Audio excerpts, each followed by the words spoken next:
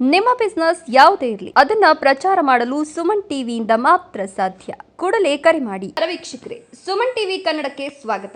ಚಿಕ್ಕಬಳ್ಳಾಪುರ ಜಿಲ್ಲೆಯಲ್ಲಿ ಆತಂಕ ಮೂಡಿಸಿರುವ ಆತ್ಮಹತ್ಯೆ ಪ್ರಕರಣಕ್ಕಿದೀಗ ಹೊಸ ತಿರುವು ಸಿಕ್ಕಿದೆ. ಜಕ್ಕಲಮಡುಗು ಅರಣ್ಯ ಪ್ರದೇಶದಲ್ಲಿ ವ್ಯಕ್ತಿಯೊಬ್ಬರು ಆತ್ಮಹತ್ಯೆ ಮಾಡಿಕೊಂಡ ಪ್ರಕರಣ ಇದೀಗ ಕೇವಲ ಆತ್ಮಹತ್ಯೆಯಾಗಿ ಉಳಿಯದೆ ಹಣಕಾಸಿನ ವ್ಯವಹಾರ, ಜಮೀನು ಮಾರಾಟ, ಮೋಸದ ಆರೋಪ ಮತ್ತು ರಾಜಕೀಯ ಮುಖಂಡರ ಹೆಸರನ್ನು ಒಳಗೊಂಡ ಗಂಭೀರ ಪ್ರಕರಣವಾಗಿ ಬೆಳಕಿಗೆ ಬಂದಿದೆ. ಹಂಡಿಗನಾಳ ಗ್ರಾಮದ ನಿವಾಸಿ ಲಕ್ಷ್ಮೀನಾರಾಯಣ ಅವರು ಆತ್ಮಹತ್ಯೆ ಮಾಡಿಕೊಂಡಿದ್ದು, ಈ ಪ್ರಕರಣದಲ್ಲಿ ಕಾಂಗ್ರೆಸ್ ಮುಖಂಡ ಬಿವಿ ರಾಜೀವ್ ಗೌಡ ಸೇರಿದಂತೆ 4 ವಿರುದ್ಧ ಎಫ್ಐಆರ್ ದಾಖಲಾಗಿದೆ.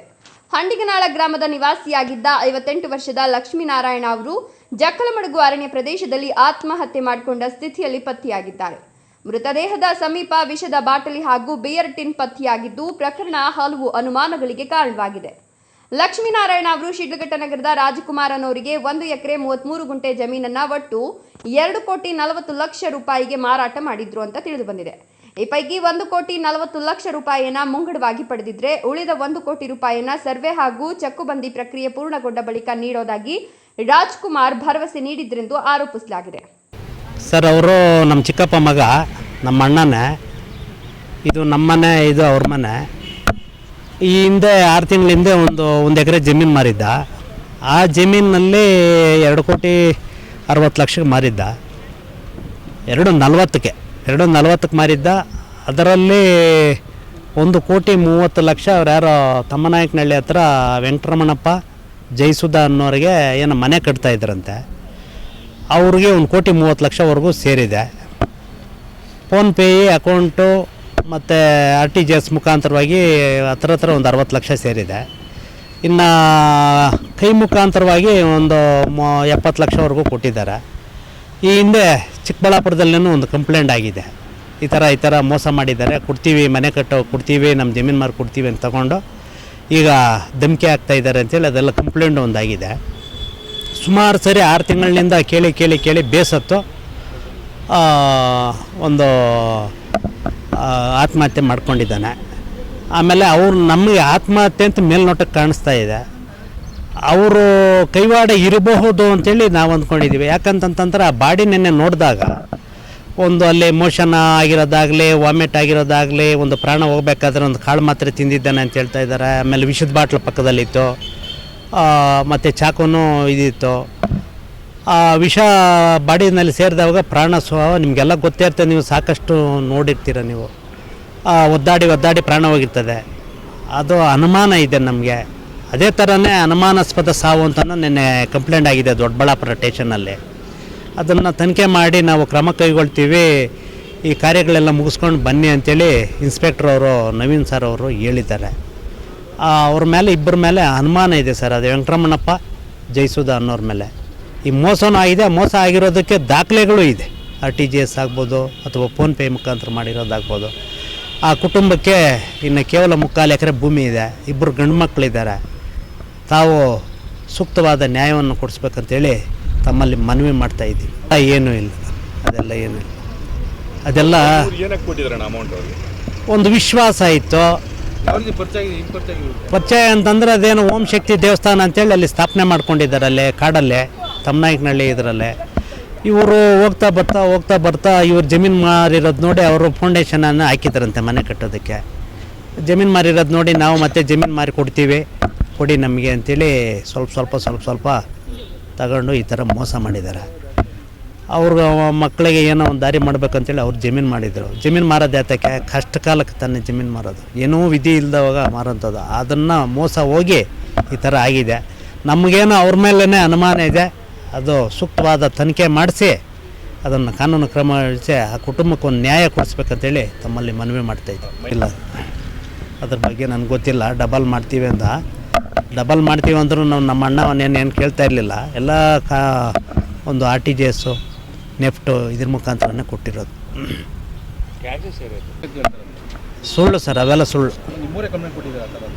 ಇಲ್ಲ ಅವೆಲ್ಲ ಅಂಥದ್ದೇನಿಲ್ಲ. ಅದೆಲ್ಲ ಸುಳ್ಳು. ಜಮೀನು ಮಾರಿದ್ದಾರೆ, ಜಮೀನು ದುಡ್ಡೆಲ್ಲ ಸೇರಿದೆ. ಆ ಜಮೀನು ದುಡ್ಡು ಸೇರಿರೋದನ್ನು ಈ ಥರ ಮೋಸ ಹೋಗಿದ್ದಾರೆ. ಅದು ನನಗೆ ಗೊತ್ತಿಲ್ಲ. ದೇವ್ರು ಬರೋದು ಗೊತ್ತಿಲ್ಲ, ಅವ್ರ ಅರ್ಚಕರು ಅನ್ನೋದು ಗೊತ್ತು. ನಾನು ಇದುವರೆಗೂ ಅಲ್ಲಿ ವಿಸಿಟು ಕೊಟ್ಟಿಲ್ಲ.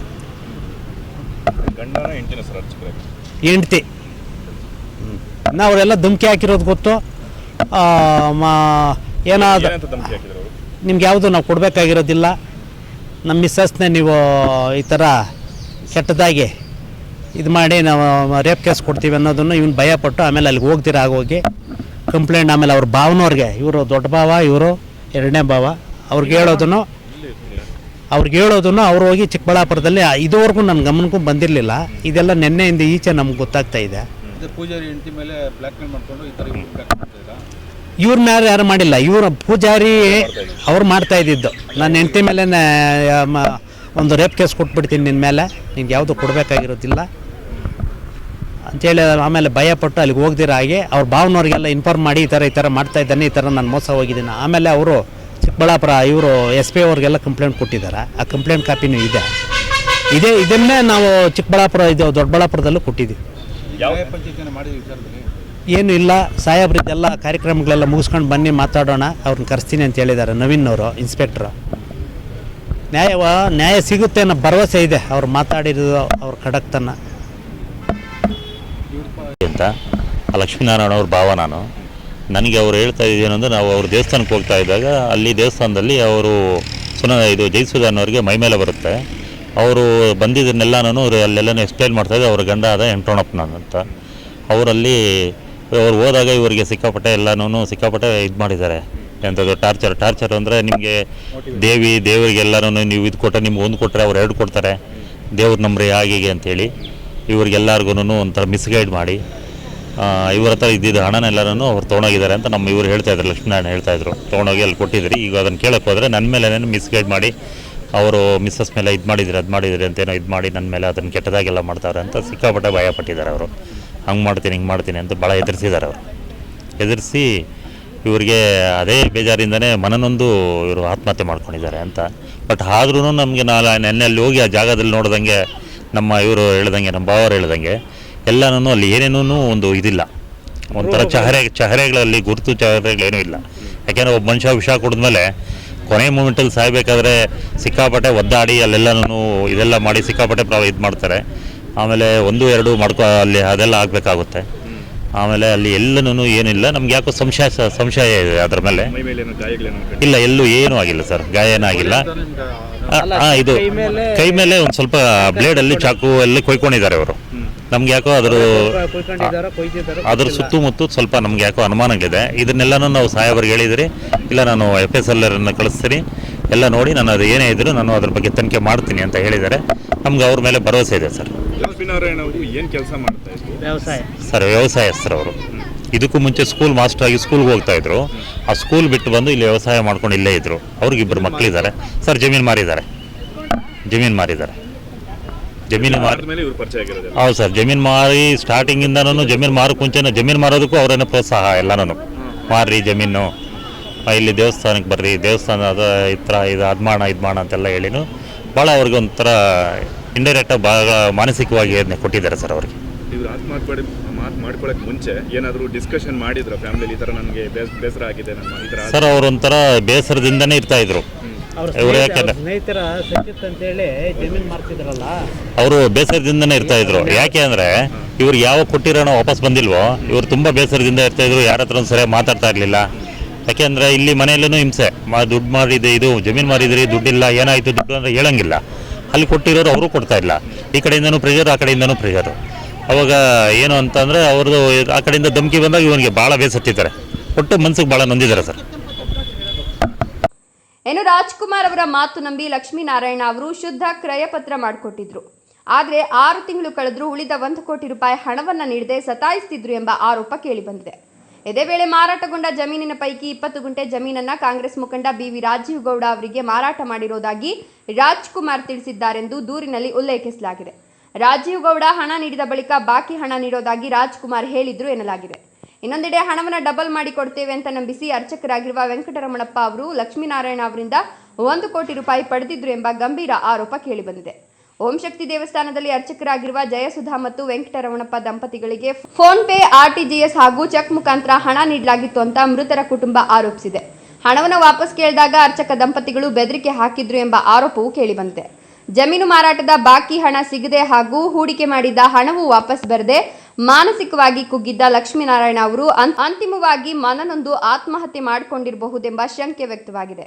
ಈ ಸಂಬಂಧ ಮೃತರ ಪುತ್ರ ಮೋಹಂತ್ ನೀಡಿದ ದೂರಿನ ಮೇರೆಗೆ ದೊಡ್ಡಬಳ್ಳಾಪುರ ಗ್ರಾಮಾಂತರ ಪೊಲೀಸ್ ಠಾಣೆಯಲ್ಲಿ ಪ್ರಕರಣ ದಾಖಲಾಗಿದ್ದು, ಕಾಂಗ್ರೆಸ್ ಮುಖಂಡ ಬಿವಿ ರಾಜೀವ್ ಗೌಡ, ರಾಜ್ಕುಮಾರ್, ವೆಂಕಟರಮಣಪ್ಪ ಹಾಗೂ ಜಯಸುಧಾ ವಿರುದ್ಧ ಎಫ್ಐಆರ್ ದಾಖಲಿಸಲಾಗಿದೆ. ಜಕ್ಕಲಮಡುಗು ಅರಣ್ಯ ಪ್ರದೇಶದಲ್ಲಿ ನಡೆದಿರುವ ಈ ಆತ್ಮಹತ್ಯೆ ಪ್ರಕರಣ ಇದೀಗ ದೊಡ್ಡ ಮಟ್ಟದ ಚರ್ಚೆಗೆ ಕಾರಣವಾಗಿದೆ. ಜಮೀನು ವ್ಯವಹಾರದಲ್ಲಿ ಬಾಕಿ ಹಣ ನೀಡದೆ ಕಿರುಕುಳ ನೀಡಲಾಗಿತ್ತೆ ಅಥವಾ ಹಣವನ್ನು ಡಬಲ್ ಮಾಡುವ ಆಮಿಷ ತೋರಿಸಿ ಮೋಸ ಮಾಡಲಾಗಿತ್ತೆ ಎಂಬ ಹಲವು ಪ್ರಶ್ನೆಗಳು ಮೂಡಿವೆ.